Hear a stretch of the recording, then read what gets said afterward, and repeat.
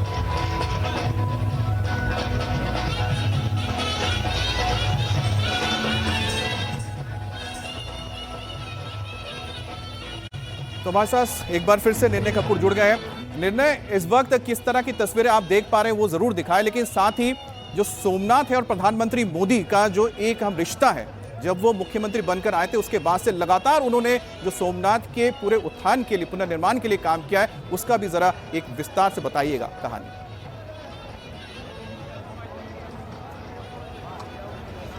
देखिए, यदि हम प्रधानमंत्री नरेंद्र मोदी का सोमनाथ मंदिर के विकास से रिश्ता जो है उसकी बात करें तो मॉडर्न टाइम्स में यदि सरदार पटेल के बाद, सरदार पटेल जिन्होंने इस मंदिर का जीर्णोद्धार किया, आज जो मॉडर्न फॉर्म में हमको ये सोमनाथ मंदिर इतने भव्य स्वरूप में जो विराजमान दिख रहा है, उसके बाद यदि सोमनाथ मंदिर को सही अर्थ में जो प्रतिष्ठा दिलवाई है वो प्रधानमंत्री नरेंद्र मोदी ने दिलवाई। आप याद कीजिए, जब 2001 में वो मुख्यमंत्री बने वो 7 अक्टूबर 2001 को, और 31 अक्टूबर 2001 को सरदार पटेल के जन्मदिन पर 2001 31 अक्टूबर को स्वर्णिम जो उत्सव है सोमनाथ के इस मॉडर्न मंदिर का, वो मनाया गया, क्योंकि 1951 में इसकी प्राण प्रतिष्ठा हुई थी जी। ये जो मॉडर्न स्वरूप में सोमनाथ मंदिर है, ये सरदार पटेल ने इसका जीर्णोद्धार 1947 में शुरू किया था और 51 में इसकी प्राण प्रतिष्ठा डॉक्टर राजेंद्र प्रसाद ने की थी। उस पर्व को मनाया था नरेंद्र मोदी ने। यानी आप देखिए कि तभी से उनके जो इरादे थे वो क्लियर थे कि इस मंदिर को किस ऊंचाइयों तक ले जाना है। आज वो इस सोमनाथ ट्रस्ट के चेयरमैन भी हैं पिछले कई सालों से, और उनके चेयरमैन बनने के बाद से जिस प्रकार से इस इलाके का विकास हुआ है, सोमनाथ कॉरिडोर पे अब जो प्लान है उसको अमल में लाया जा रहा है। इसको इस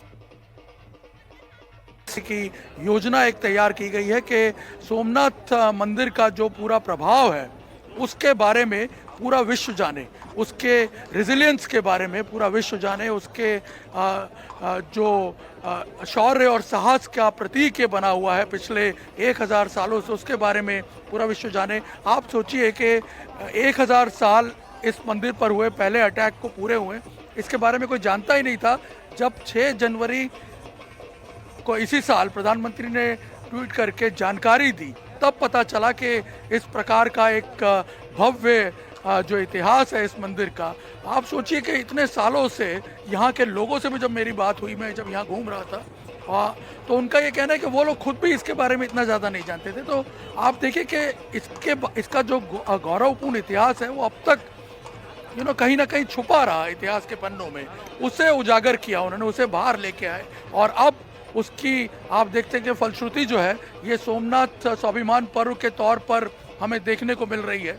और यही यहाँ पे आज जो आयोजन है इसमें आपको रिफ्लेक्ट होता हुआ दिखेगा। आप देखिए ये अश्वदल पे सवार गुजरात पुलिस के जवान जो तैयार हैं इस शौर्य यात्रा की अगुवाई करने के लिए। कुछ देर बाद प्रधानमंत्री खुद यहाँ पहुंचेंगे। आप सोचिए शौर्य यात्रा का कॉन्सेप्ट ही अपने आप में एक ऊर्जा पैदा करता है। सोमनाथ मंदिर जिसके बारे में कहा जाता है कि 1000 साल से शौर्य का प्रतीक बना हुआ है, उसको रेजोनेट करने के लिए, उस थॉट को रेजोनेट करने के लिए इस शौर्य यात्रा के जरिए पूरे देश के लोगों को बताया जाएगा। और यहाँ आप देखिए कितनी बड़ी संख्या में लोग सुबह से जुटना शुरू हो गए। यहाँ आगे और पीछे की तरफ जहाँ आपकी नज़र जाएगी लोग ही लोग यहाँ पे आपको नजर आएंगे प्रधानमंत्री के अभिवादन के लिए और इस शौर्य यात्रा को देखने के लिए लोग पहुंचे हैं। आप देखिए सोमनाथ मंदिर क्या संदेश देता है। प्रधानमंत्री इसी का जिक्र आज से नहीं कर रहे हैं। मैं आपको बताना चाहता हूं सौरभ, अमित के 1989 में नरेंद्र मोदी ने एक आर्टिकल लिखा था साधना मैगजीन में। उस वक्त राम मंदिर आंदोलन जो है वो अपनी चरम सीमा पे था। लोग राम मंदिर आंदोलन को बड़े उग्र स्वरूप में ले जाना चाहते थे, लेकिन मोदी तब भी उसे एक सौहार्द के प्रतीक के तौर पे देखते थे और उसे संस्कृति के पुनरुत्थान के प्रतीक के तौर पे देखते थे। और तब उन्होंने उस आर्टिकल में सोमनाथ मंदिर के पुनरुत्थान का जिक्र किया था। यानी आप सोचिए उनके दिमाग में ये जो विचार है ये कितने सालों से जो है वो पनप रहा था और उसको एक तरह से मॉडिफाई करते हुए, उसे री इन्वेंट करते हुए वो आज इस लेवल पे पहुंचे हैं। उन्होंने उस आर्टिकल में लिखा था कि सोचिए यदि सोमनाथ मंदिर का पुनरुद्धार नहीं हुआ होता, राम मंदिर के पुनरुद्धार की चर्चा करते हुए वो ये कह रहे हैं कि पुनरुत्थान यदि सोमनाथ मंदिर का नहीं हुआ होता तो आज ये हजारों लोग जो यहाँ पहुंचे हैं वो जब इस मंदिर को देखते उसी खंडित रूप में तो उनके मन में क्या फीलिंग आती, उनको क्या तस्वीर दिखती? उनको तस्वीर दिखती विध्वंस की, विनाश की, विकृति की, जो शायद उनके मन में एक एम्बैरेसमेंट पैदा करती, एक आत्मग्लानि पैदा करती। लेकिन निर्णय वो शायद उस चीज ये जो आर्टिकल है जिसका आप जिक्र कर रहे हैं उसे लोगों को इस लिहाज से भी समझना चाहिए कि 1026 के बाद जब भी इस मंदिर पर हमला हुआ, सनातन संस्कृति पर हमला करने की कोशिश अलग अलग आक्रांताओं ने की, वहां के लोगों ने, वहां के योद्धाओं ने फिर से इस मंदिर का पुनर्निर्माण कराया, इसे पुनर्जीवित किया और एक संदेश दिया कि आप हमले करेंगे, हम उन हमलों का बहुत ही मजबूती से जवाब देंगे और ज्यादा ताकत के साथ अपनी संस्कृति, अपनी परंपरा, सनातन का प्रचार करेंगे। देखिए यही इस मंदिर का जो है सबसे बड़ा संदेश है। यही इस स्थान का सबसे बड़ा संदेश है कि जो विध्वंस की मानसिकता है, विनाश की जो मानसिकता है वो लंबी नहीं चलती है, उसका अंत होना निश्चित है।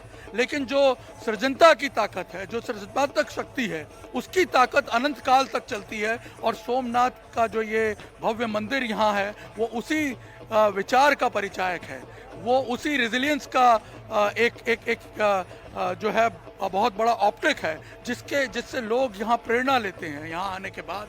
और आपको बता दें कि पुनरुत्थान, जितनी बार ये मंदिर ढहा, जितनी बार इसे डिस्ट्रॉय किया गया, इसको उसके बाद के जो राजा थे या उसके बाद के जो लोग थे उन्होंने उससे ज़्यादा भव्य बनाने की कोशिश की। और आपको एक चीज़ जान करके काफ़ी आश्चर्य होगा कि 1560 में जब इस मंदिर को दोबारा रिकंस्ट्रक्ट करवाया गया तो तब ये किसी राजा ने रिकंस्ट्रक्ट नहीं करवाया था, यहाँ के लोगों ने मिलकर के सामूहिक तौर पे प्रयास करके इस मंदिर को दोबारा रिकंस्ट्रक्ट करवाया था, जिसके बाद औरंगजेब ने इसको तोड़ दिया।